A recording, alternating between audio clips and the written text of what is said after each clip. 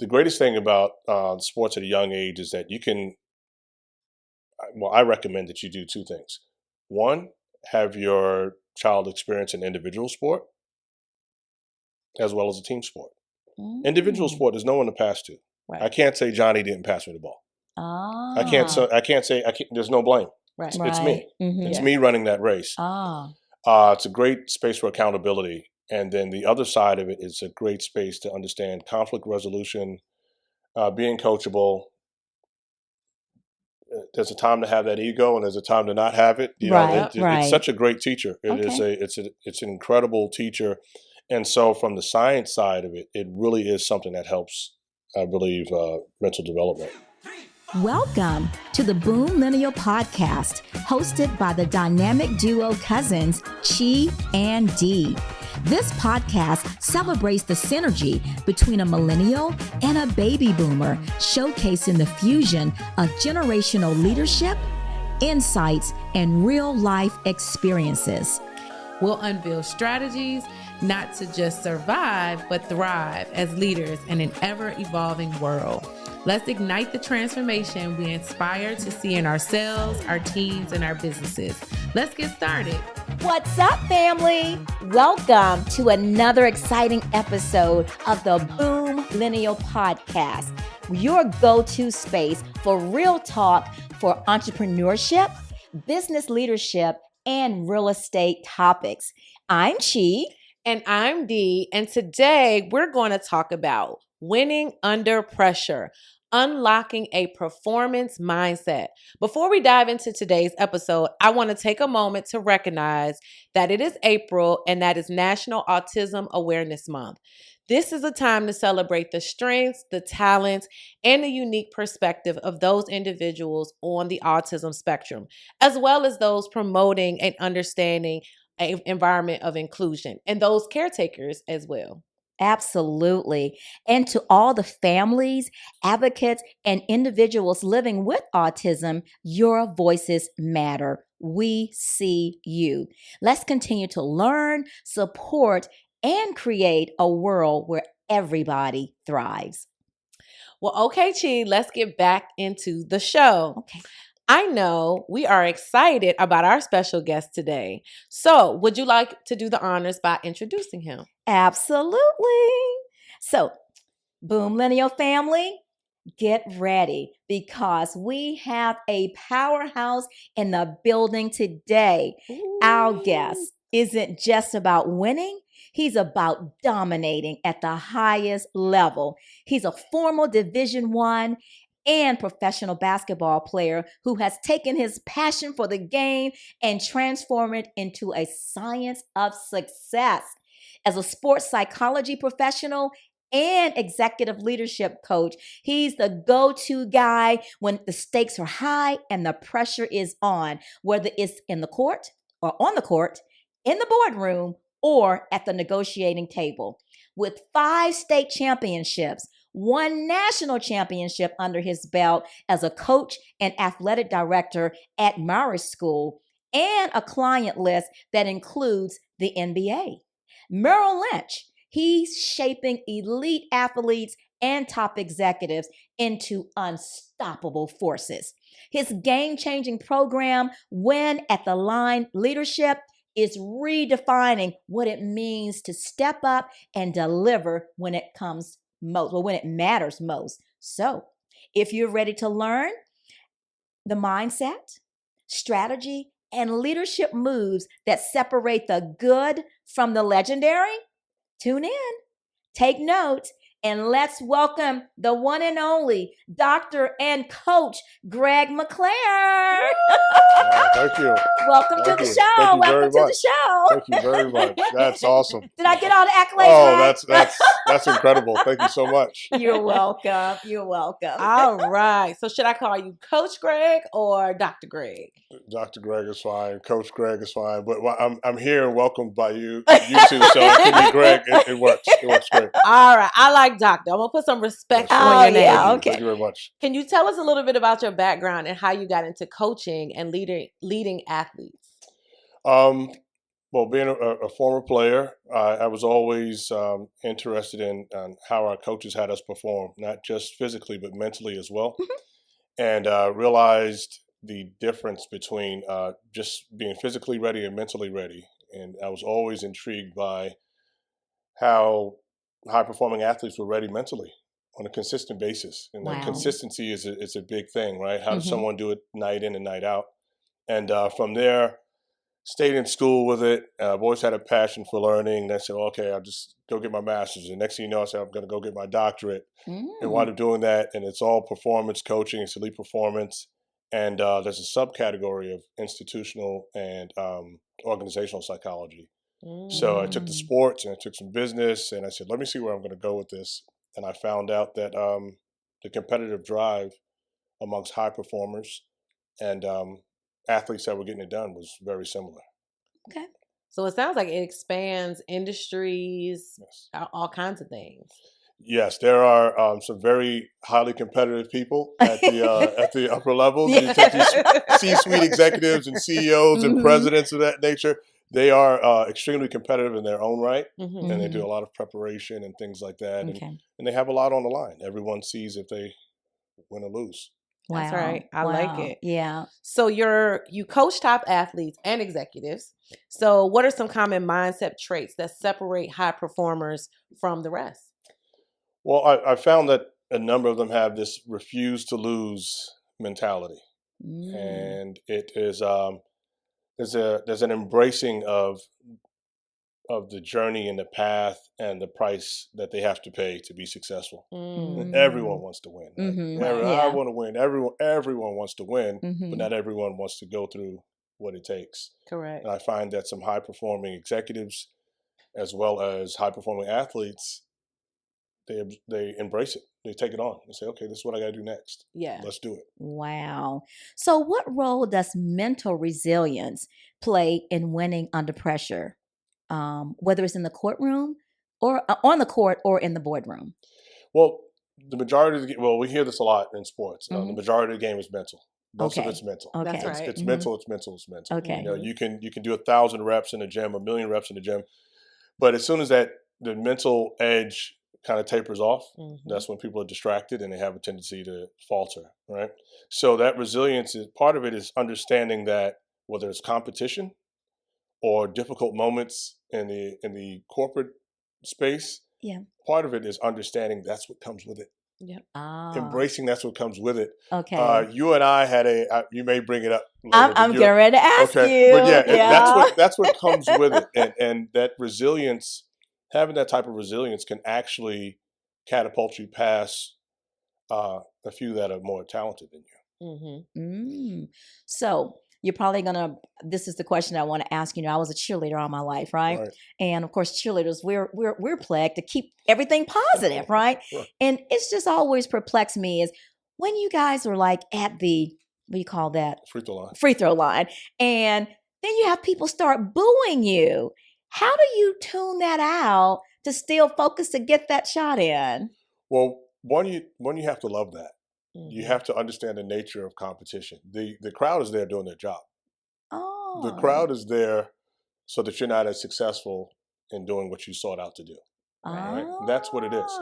And so when you're practicing, which is, it's paramount, you're practicing your preparation. When you're doing that, you also do it with the mindset of knowing there are going to be some challenges. That's good. And I'll tell you one final thing on that note with the boos. There's nothing like being in an arena or on a court or in a gymnasium, and maybe you don't win over the crowd by like they love you now, but they can respect your game though. Right? Okay. They can respect your game. Right. And there's nothing like going in and winning over a crowd. Okay. So people enjoy it. The boos are nice. Okay. Yeah. Okay. I never thought of it like that. But what I hear in it too is that you're also training for that moment where before you're in the gym and you're training, you're doing free throws, you're doing, all the things. And you're training, being ready to be on that line at the game, ready for the boos, the naysayers, the haters. That's what we say in my gym. The haters.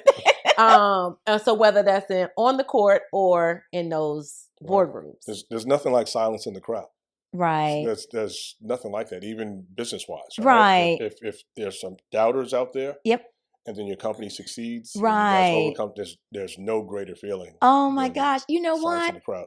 I've never equated it to that, but you're absolutely right, because I can remember, when I had the business at the e-commerce business, and one of the things on the with the card, what the rate card was, we get paid money for offsite parking.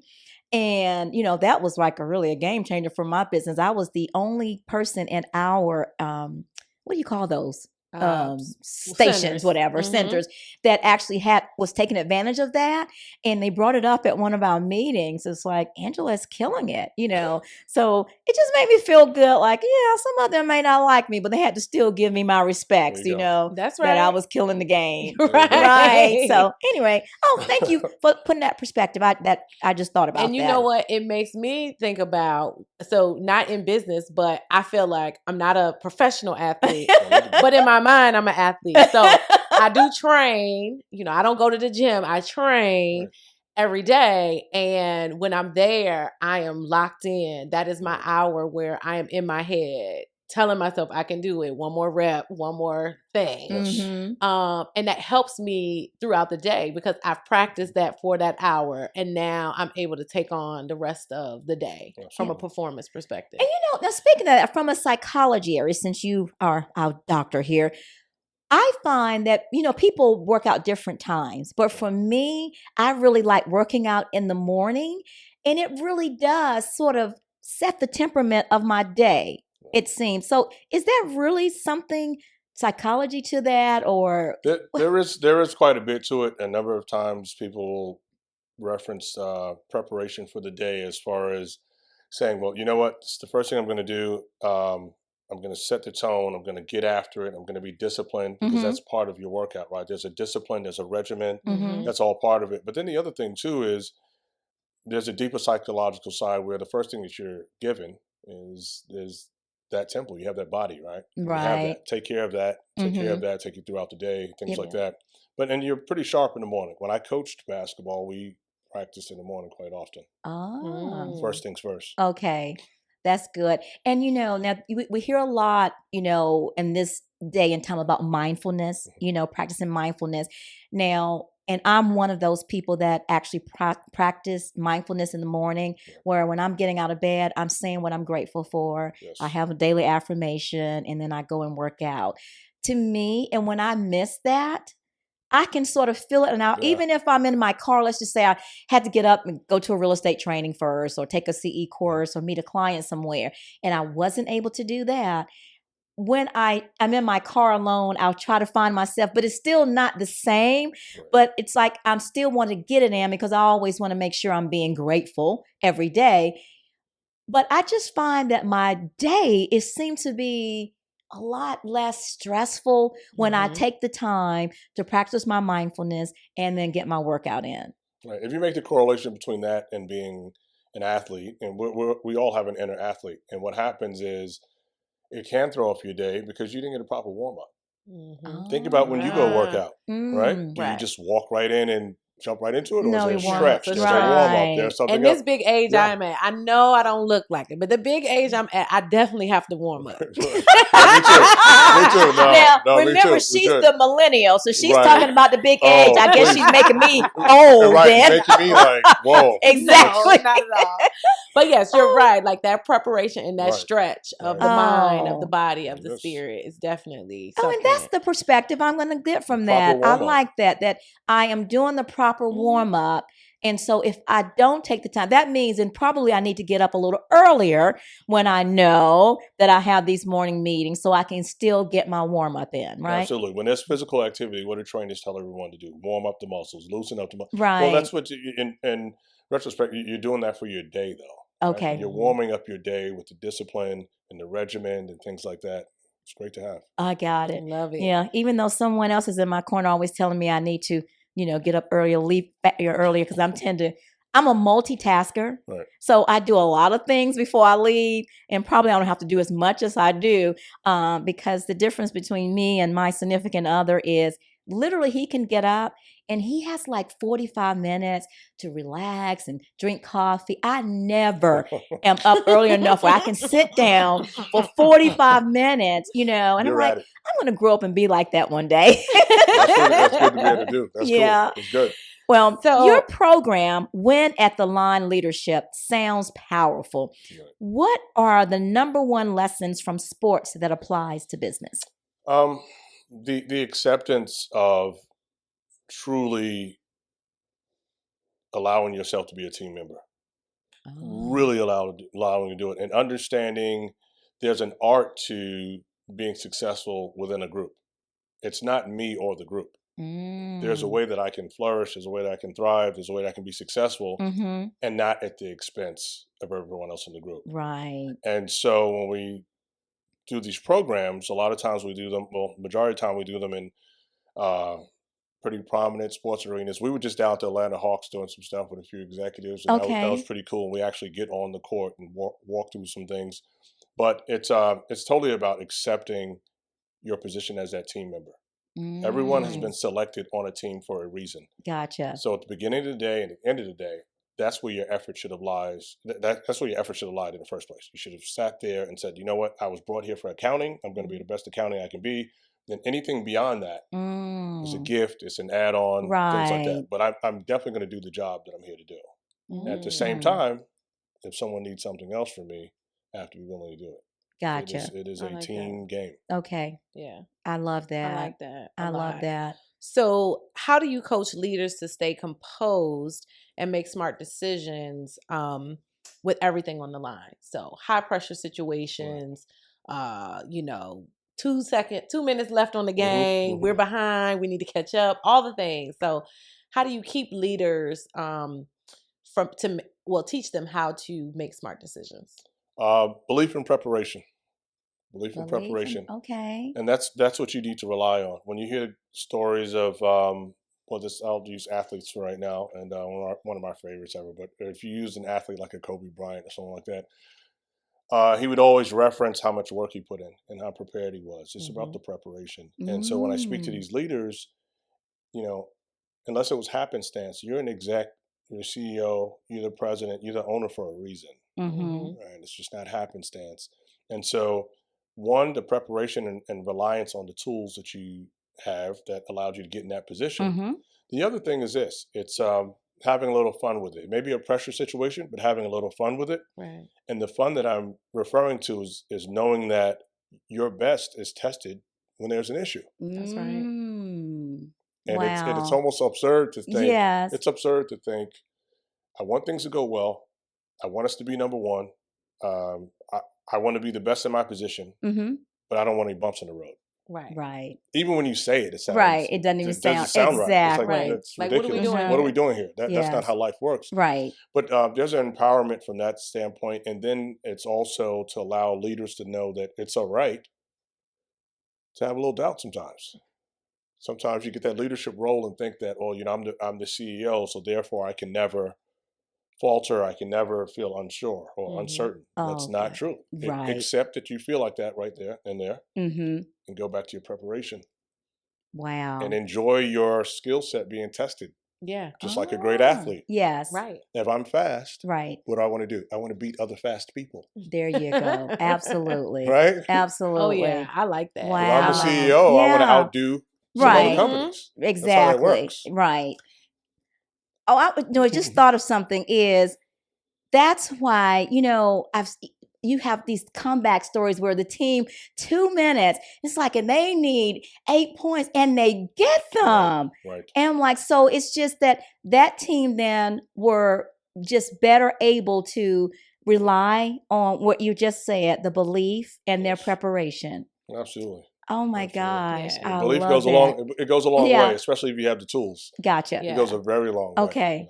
Because I hear a lot of athletes say that they spend more time, NFL, NBA, they spend more time, in those classroom settings with the coaches, doing a lot of the mental practicing and build up of character and leadership and all that stuff.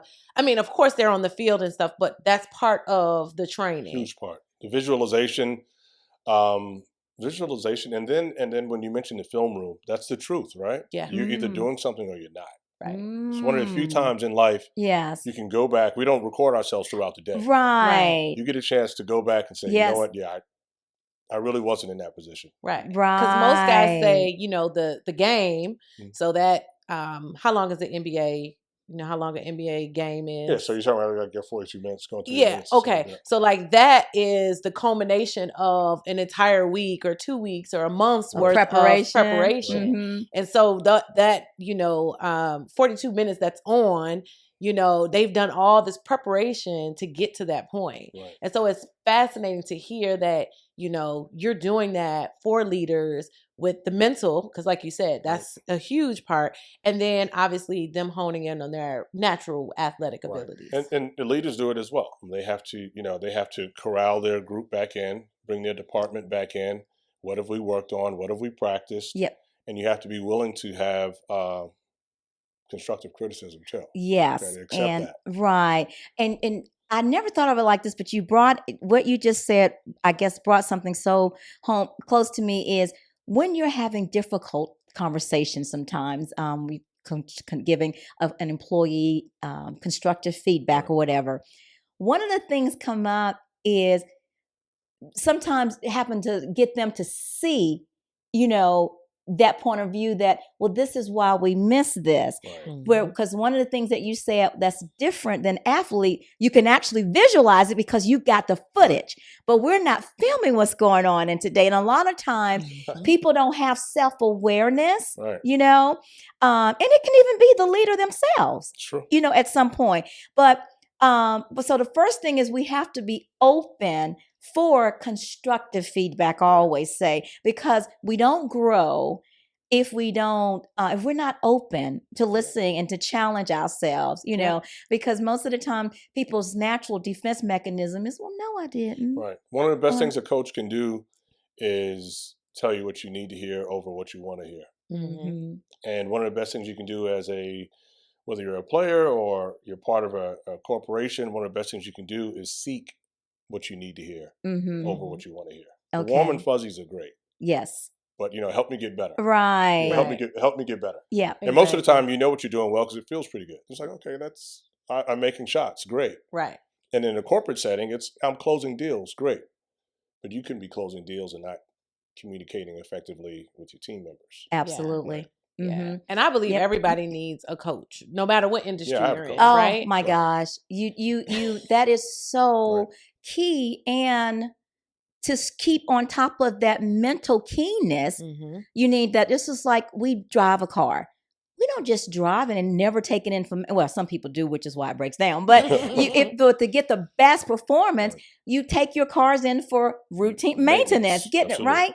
And I don't know why people think that we don't need to do that to our minds, making sure, are we thinking, just because we've been doing this a certain way doesn't mean that's the right and only way to do things, And so if we're not open, I always say something that's not willing to be flexible, then it's going to break, so, and that's just my thing. I always try to, I find I'm more compatible when people are open, because I really try to remain open. I don't know everything and I want to always learn and grow. That's right. But I won't if I'm not open. You can't tell me anything. I don't have anything else new to learn. I'm not willing to learn anything new. So, yeah. And so just quickly, that program that you mentioned, Win at the Line Leadership, it's actually a curriculum I put together with 2 other colleagues. And it's really a course. It's a regular course, but it's seen it through the lens of sports. And so we've created curriculum for basketball, football, and soccer, and things like that. So when you'll never watch the game the same. You just won't watch the game the same. Okay. So can you tell the viewers how to find your program? Well, if you go to winattheline.com, if you go to winattheline.com, there's a good amount of information on us right now. We do pretty much corporate settings. Okay. And so we've done something with, we've done a little bit with Google, but we've done something with like I mentioned, Merrill Lynch and some other groups. We'll bring the entire group in. But we'll start extending more to individuals because everyone's not part of a large organization. Sure. But as you mentioned, the coaching is necessary. And our mindset is the most in-your-face thing that we have outside of certain social media stuff is sports. Right. And if you're not an athlete, someone in your family plays, Mm-hmm. your neighbor plays, or there's a connectivity. Mm-hmm.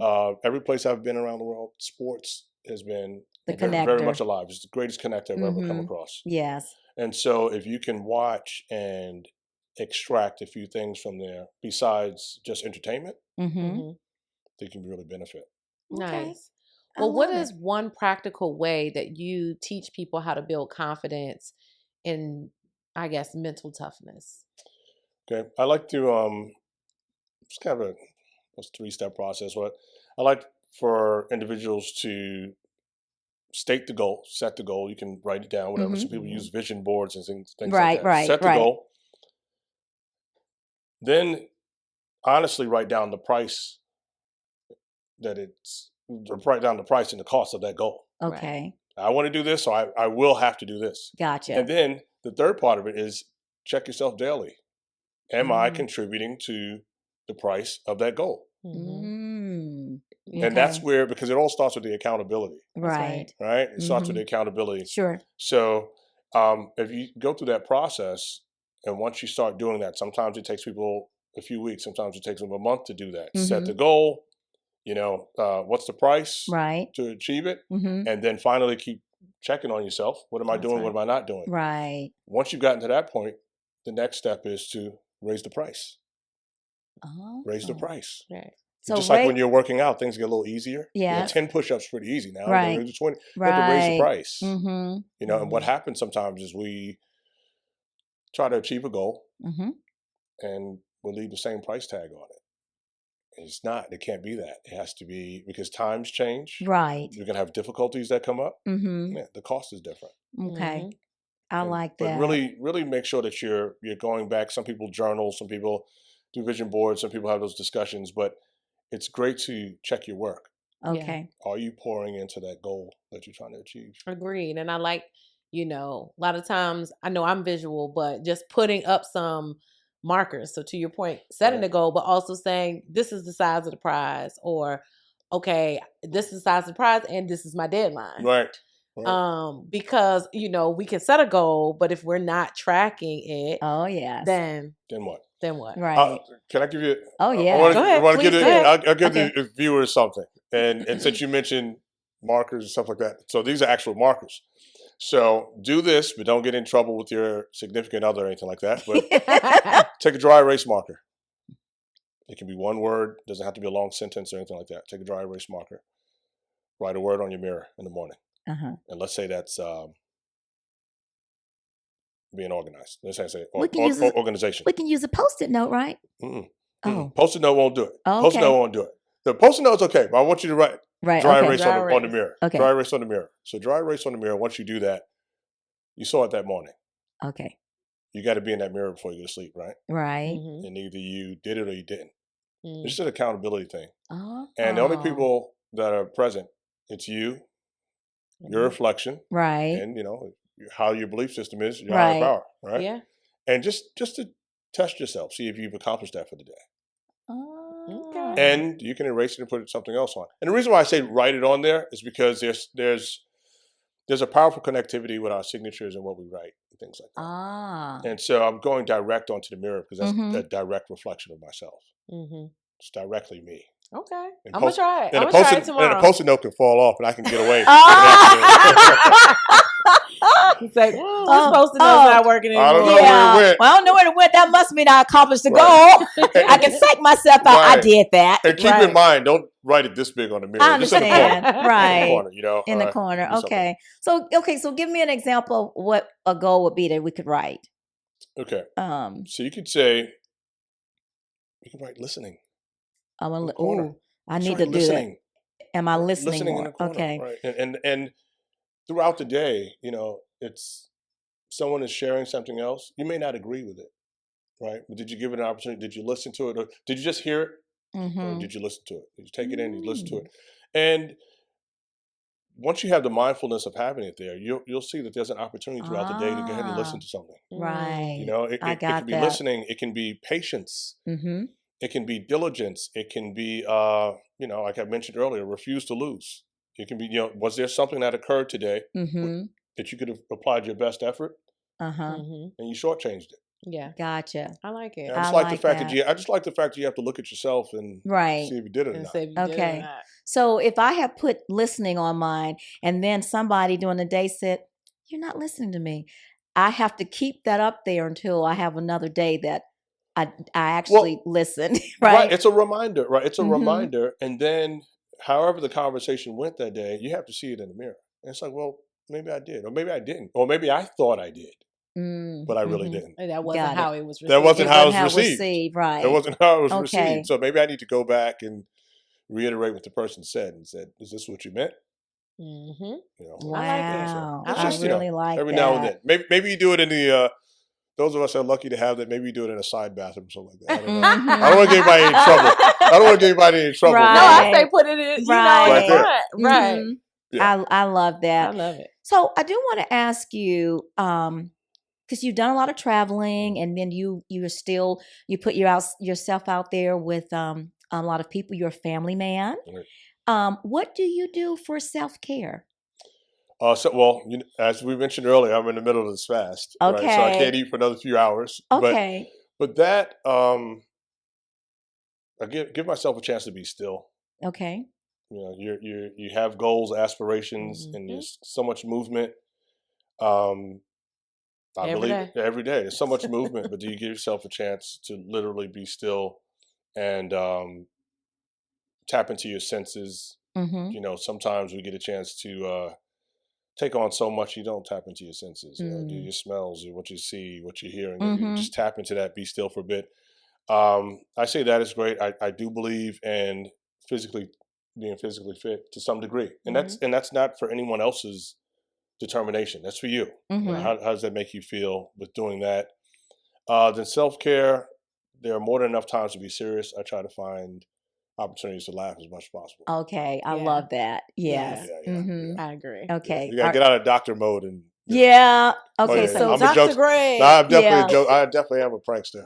Oh, you are? Jokes and prankster. I like that stuff. Wow. It's good. Well, I think that when you came to our mastermind meeting at Keller Williams, one of the things I guess sort of was very dearing to my heart is you had said you love like being a father, and you find yourself, going into your children's rooms sometimes. Yeah, when they were, absolutely. When they were younger and stuff like that, I just, you just go in there and just see how lucky you are. It's like, oh, this is pretty cool. Right. I love that. This is pretty cool. And that there's, I don't know, there's a child born every few seconds or whatever's like that. Right.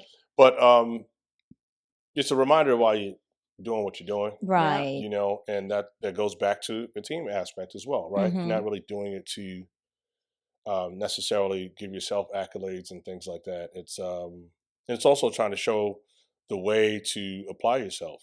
You let your children see you applying yourself. I think that's a very important thing. But to see them, resting, sleeping, or going, as we know as parents, you go in a room and somebody doesn't want to go to bed.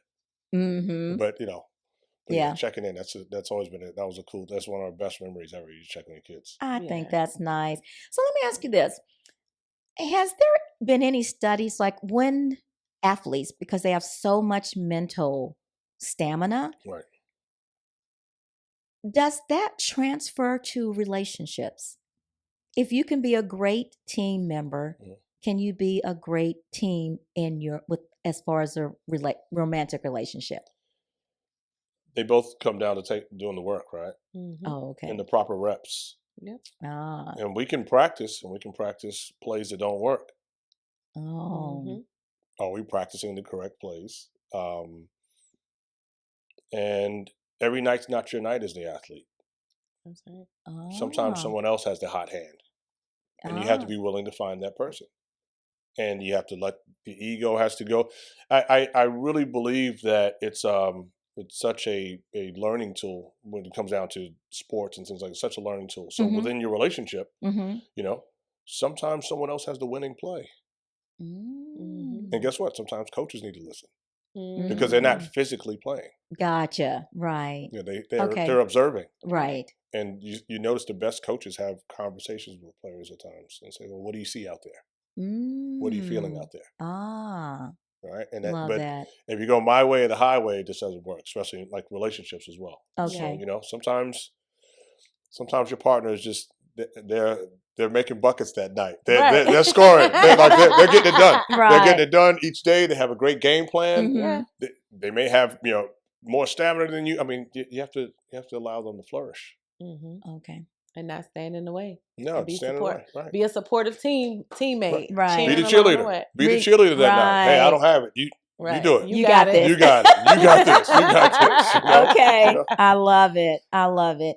So, do you practice affirmations? Yes. So, what's one of your daily affirmations that you live by? God drew up the play. Take the best shots you can take. That's right. Oh, I like it. I like that. Okay. All right. I think the play's already set up. Okay. It's already there. It's already there. I got knocked there. I have to make great attempts at shots. That's it. Each day I get a shot. That's right. Wow. And a new shot. And a new shot. Yeah. With a new opportunity. New opportunity.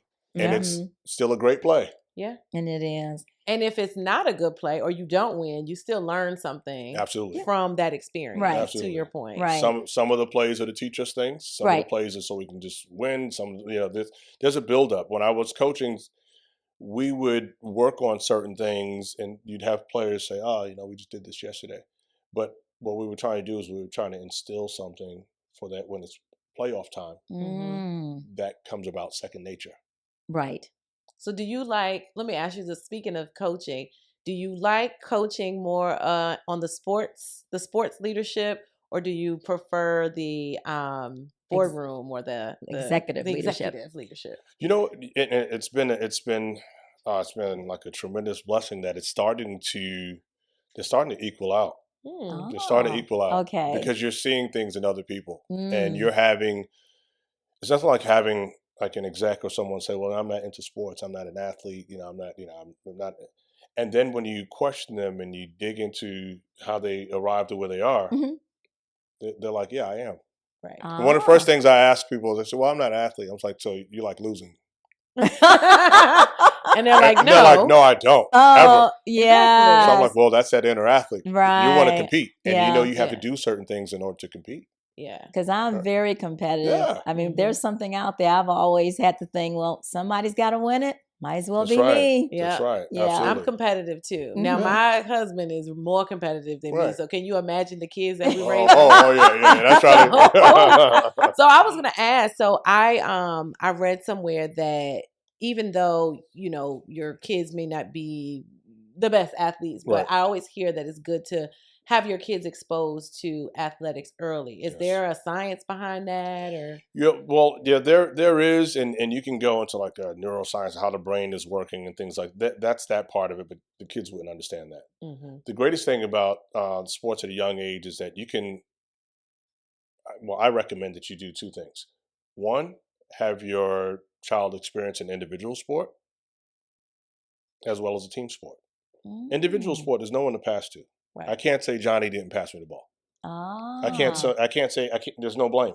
Right. It's me. It's me running that race. It's a great space for accountability. And then the other side of it is a great space to understand conflict resolution, being coachable. There's a time to have that ego and there's a time to not have it. It's such a great teacher. It's an incredible teacher. And so from the science side of it, it really is something that helps, I believe, mental development. For the young. Really does. So I ran track and field. So I didn't do it in college. I made a different decision, but I'm so glad because I got both. Because I competed in individual races where it's all me, the blocks, the track, that's it. And then there were, the relays and stuff. And so being a part of that team environment, that camaraderie, like I'm so glad that I, that was my lane. That's and awesome. That's where I stayed. But awesome. I mean, everybody in my family is athletic. Yeah. I mean, we're marking our kids like, okay, you got short legs and maybe you'll be a good gymnast, right? Like, we probably shouldn't put you in, swimming, because maybe you're not going to be, but we're going to expose them to a lot of different things so that they can build those leadership skills, because we know that's important as well. Exactly. And that's part of your role as a parent as well. It's not necessarily handing them the success, but it's just positioning. There's certain things. And, we have to be cautious with telling young minds that they could be anything they want to be. Right. Because it's not exactly true. I just don't know of many NBA teams that are have 5'2" centers. But doesn't mean you can't play in it. You just may not be a center. Right. And I don't know. You might be the 1%. You might be the one. It's right. Doesn't mean you can't make it, but you may not make it in that position. Right. It's difficult to tell a kid who doesn't want to do math and science that they're probably going to be an astronaut. Now, probably not. You raised something that I remember that was interesting. Is, gosh, I don't remember the athlete. Now you may know, and it was a white guy who, I believe he was a quarterback, but he had said, a lot of athletes, when you're growing up, you're good in more than one sport, because in high school you can play more than one. And this guy actually loved basketball more. And in his mind, that's where he saw himself going to be a professional basketball player, right? However, the opportunities or the breaks that he kept getting were more toward football. Right. And he ended up getting football scholarship. And I thought that was really interesting to let you know that sometimes you have to pivot, be willing to pivot from what you think your greatness is going to be in order to actually be great. Absolutely. Does that there's so much truth to that. Okay. And the one thing that I'm trying to remember the name of who you were referring to, but the one thing that person definitely had was, whether it was basketball to football, football to basketball, what happens is there's a certain amount of perseverance, there's a certain amount of preparation, there's a certain amount of willing to pay the price, and that part of it can transition into something else. It may not be skill per skill, there are different skills, different sports, but the willingness to do the work. If you're willing to get up and run because you're a football player, there's the same willingness to get up and run because you play basketball. Like that, there's something there to doing that, and I see that in the corporate space as well. Yep. Well, go ahead. May I say this point too? What I did see, I am from 2 generations of entrepreneurs. So my grandparents, they owned a liquor store, and then my father, when my grandfather had died, he was a deacon in a church, so he didn't really feel comfortable doing the liquor store. But he ended up, what he had been exposed to was the taxi cab business, because a lot of his cousins in the big city. So he brought a little taxi service to our city in South Carolina, because that's what he had been exposed to. Right. However, he was on a board, and at a meeting one day, after the meeting, one of the guys was a doctor, and just announcing to all his colleagues, "Hey, look, I have a company that delivers, my specimens or samples to the hospitals or the airport, and they take a 2-week vacation each year. So they're getting ready to go in 2 weeks. Do you all know anybody that can come and help me out?" And so my dad sat there and said, "Well, tell me, what is it that you need?" Right. And it turned out they just pick up, our doctor's office have a little box outside sometimes for the medicine. They go and pick it up and take it to the airport, and the airport takes it wherever it needs to be, because it has to be quickly tested. But anyway, so my dad said, "Well, do I have to have a special certificate or permit for that?" He's like, "No, I just tell you where to go. The airport will give you like a little clearance of where you have to drop it off." And so he asked my dad, "Well, how much would you charge me?" And so my father had said, "Well, I don't know, I've never did this, but in all fairness, can you just pay me what you pay the other people, right?" My dad said that he made, doing that for this guy in 1 week, it'd take him about 3 weeks in the taxi business. Nice. So he had said with that, sometimes we go after goals based on what we've been exposed to, and that there are not. So he ended up pivoting now, and that's how he got into the career where he started doing other types of things. But it was because he only knew one thing, and that's what he had seen. But that doesn't mean it's a whole array. And when I'm speaking to young people, that's what I try to impress upon them. Have definitely goals. It doesn't matter. But just remember, most of the time, our goals are basically limited to what we've been exposed to. Access and exposure. Yes, right. And everything. So that was the one thing that when he was telling us to get our degree, he loved that I went in sales because he says, Angela, you'll get to see lots of ways people are making money, and that's what I loved about it, because that's what always was put in me. And that way, then I can decide what business would I like to do, because he says, I know I've exposed you to certain things, but I know there's a lot of things I haven't been able to. So learn all you can. Yeah, you want to be equipped with transferable skills. Yes. Yep. That was it. So you had talked when we first met about some of the travel and exposure. So how do you expose your groups? So whether it's the executive group or working with athletes, how do you expose them so that they can get to see different aspects? Well, the executives, a lot of times we, like I said, we make sure we put them in an arena setting, and it's great. It's very different than being in a boardroom. Yeah. And you start seeing all those empty seats and things like that. And a lot of times people discuss, in sports, they say, you have to practice. It's what you do when no one's watching. Right. And that's true. And on the other side, I always say you should practice as if everyone is watching. That's right. Oh. The same way you should conduct your business too. Absolutely. Right. So if I sat at your desk at half court, and the whole arena had to listen to those calls, and they could see your agenda for the day. How would you work? Yep. Oh my gosh. I like that. How would you work? Because now I can sit in 20 seats up and I can boo the fact that you're not making that other call that you should make, or you didn't take that note, or you didn't close that deal. Like, how would you work if everyone was watching? Yep. Right. And just to let you know, we are in a market right now where almost everyone is watching. When I had my e-commerce company, I would tell my drivers, deliver as though somebody is watching, because 9 times out of 10, you're on a camera now. So people are watching, so you don't want to get caught. I said, I do not want to see any of you all on YouTube doing things like, throwing the package and doing stuff. You know what I'm saying? So I said, you deliver with integrity, deliver like somebody's watching you. So I love that you're saying that. And everything that we do, you're right. It should be as if somebody was watching, because that's my litmus test to 2 things is, number one, of whether I want to do something or whether I should refrain from doing something. Number one, first of all, if it's ethical, moral, or legal.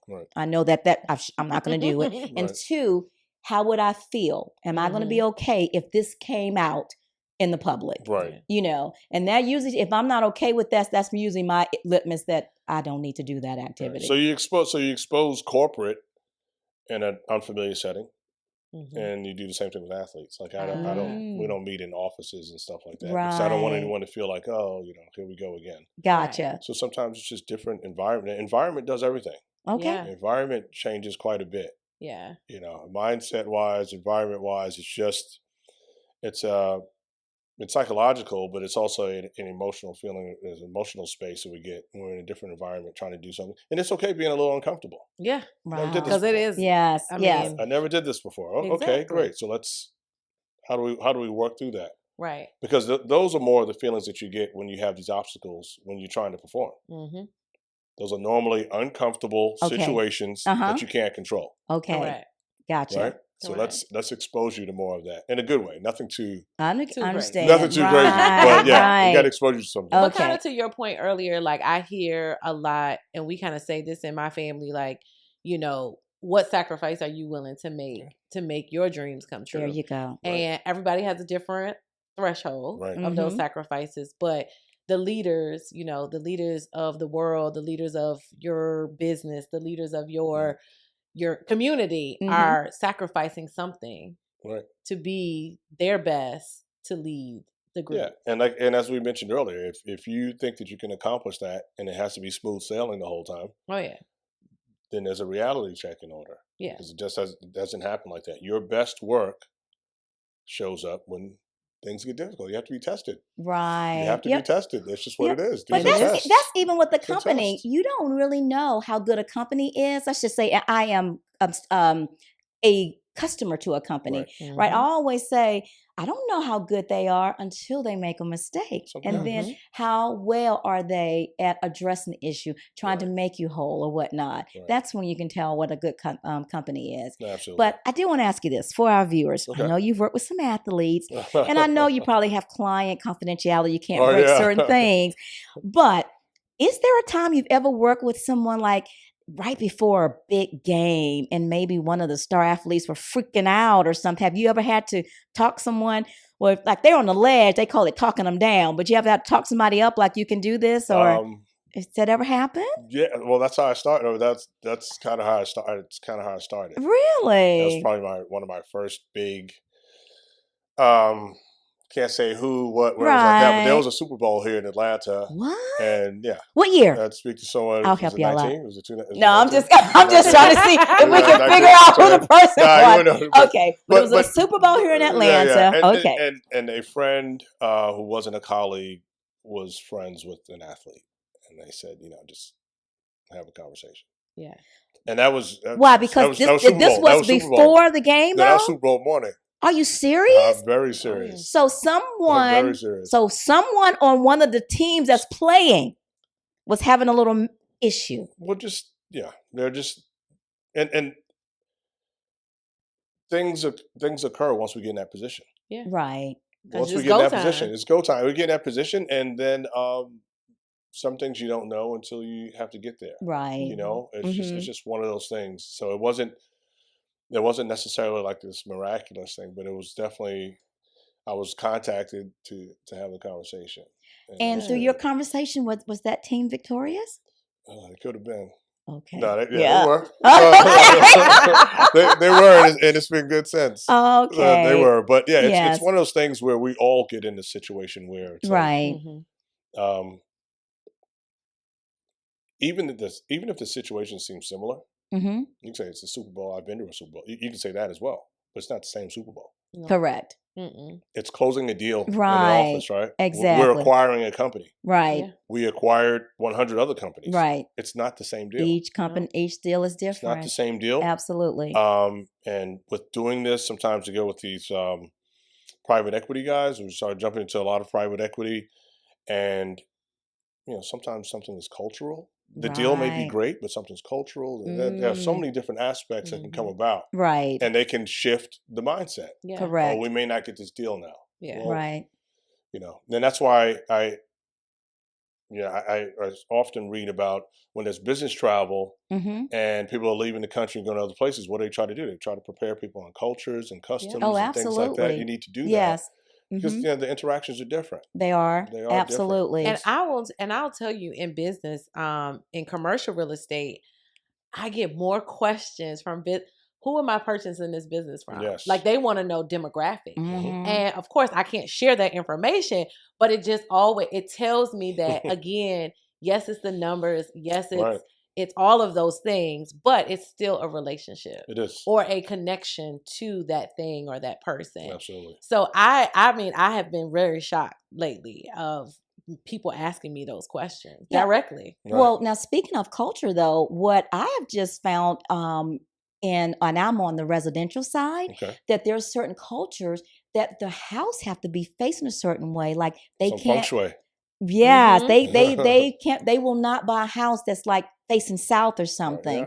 And you have to be aware of that if you're, if you want to be able to sell to people that don't look like you, that there are cultural needs that or requirements that they're looking for. Right. And then as we talked about earlier, so when you reference price, the price to get those deals is understanding some other cultures and trying to asking the questions. Whereas sometimes a part of us says, well, okay, I'm not, I just won't be selling them a house. Exactly. Well, what it is let me learn about this. Exactly. What does that mean? Because that can be the reason why you do close another deal, because you have an awareness with a particular culture. And you say, just by chance, does it matter which way the house is facing? And they may say, well, we didn't know.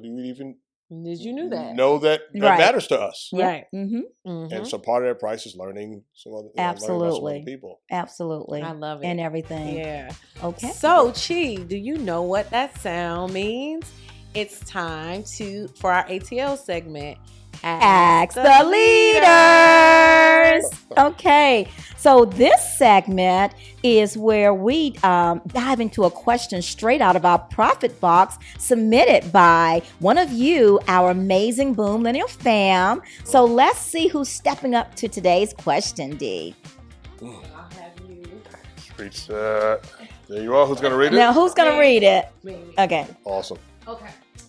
Dr. Greg, let's see. All right. So this question comes from our viewer, Mario from Stone Mountain, Georgia. If you could build the ultimate winning mindset playlist, so music, what would what would be your go-to hype song? My go-to hype song would probably be, I had two. There's one from Public Enemy. Okay. It's I don't know the words, but it's I'm sorry, I'm drawing a blank. It's okay. There's one from Public Enemy. Rebel Without a Pause. Okay. Rebel Without a Pause. Okay. Would be, and that would be it, because that's what it is. It's Rebel Without a Pause. It's ongoing. It's very melodic in a certain way. It has a high screeching tone, but it's very assertive. Okay. It's very assertive, and there's no turning back. When you turn it on, it's like, okay, we're going forward. We're that's going it. forward. We're just going forward. I love it. I love it. Do you have one? A go-to song? Well, I know that when we had our family reunion a couple of years ago, when Bruno Mars made the song, That's What I Like. That's what I like. I had the DJ. Every time I would come up, I was the MC. Every time I come up, throw that song on. That's good. So that was my go-to song. So people know, okay, like you doing this, that's what I like. That's what I like. Okay, so you like Bruno. Okay, Yes. I love it. I love it. What about yours? Let's see. Hype song? Man, I got a few, but I'll keep it PG for the sake of it. But I would say I've always liked Jill Scott, Living My Life Like It's Golden. That's nice. So when I'm in my gratitude mode, when I'm in my, being thankful for all the things around me and happening around me and the people in my life, I always I like that. Yeah. So cool. But I mean, I do like a good rap. But hip hop, you have to. Southern rap, whatever you want to say, all the things. So there's definitely some rap. I mean, I grew up in it. They said there's definitely some rap. But exactly. I would say that one is exactly. Well, I do have I'm not really into rap, but I do like T.I. Okay. And one of his songs that I love is You Can Have Whatever You Like. Nice though, yeah. I love when a guy says those words. Great words. Those are great words. Those are great words to hear. Yeah, those are great words to hear. Oh yeah. You got, like you said, you got to have a positive mindset. Positive mindset. Yeah, that's right. Yeah, that's right. Well, wow, that was Mario from Stone Mountain. Well, thanks, what Mario. a powerful question. Thank you for sending that in. And for all of you out there, if you've got some burning questions about business, leadership, or real estate, don't hold them back. That's right. Drop your questions to our thank you, Mario, for your question. We are excited that you emailed us. Don't forget, guys, drop your questions at cheeandee@gmail.com. Chee, CheeAndee @gmail.com. And who knows, we might read your question at a future episode. And while you're at it, make sure you subscribe to our podcast on YouTube, Boomlennial Podcast. Go to our website, boomlennialpodcast.us. I want to hear from you folks. I want to see you in my inbox, please. And then follow us everywhere. Facebook, Instagram. Trust me, you don't want to miss what's coming next. We've got a lot in store this year. I love it. Well, doctor and coach, Greg McClare. This episode has been downright epic. That's been great. No, you came through though with the wisdom and the strategies on how we can unlock our performance mindset. So thank you so much for challenging us, and thank you so much for being on our show today. Thank you. Thank you so much. This is great. It's great. Ladies rocking though. Yeah. Now, Dr. Greg, can you tell those folks listening and viewing us, how can they find you?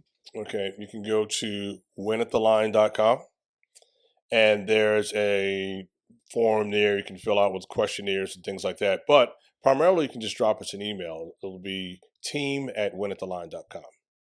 Okay, and we'll have Kenny put that up on when this episode does air. That'd Okay. be awesome. All right. Okay. So listen, family, mark your calendars, set those reminders, do whatever you have to do. But remember, we drop a new episode of the Boomlennial podcast on the 2nd and 4th Tuesday of the month at 8 p.m. Eastern Standard Time. Yep, that's right. And join us for our next episode entitled Franchise Empire, Mastering Leadership and Scaling Success. It's going to be a game changer. Trust me, you don't want to miss it. And family, I just have one favor to ask. If this podcast adds value to you in any way, please, would you just send it to at least 10 of your family or friends? Please do that for us. Until next time, shine bright and do business right. Bye.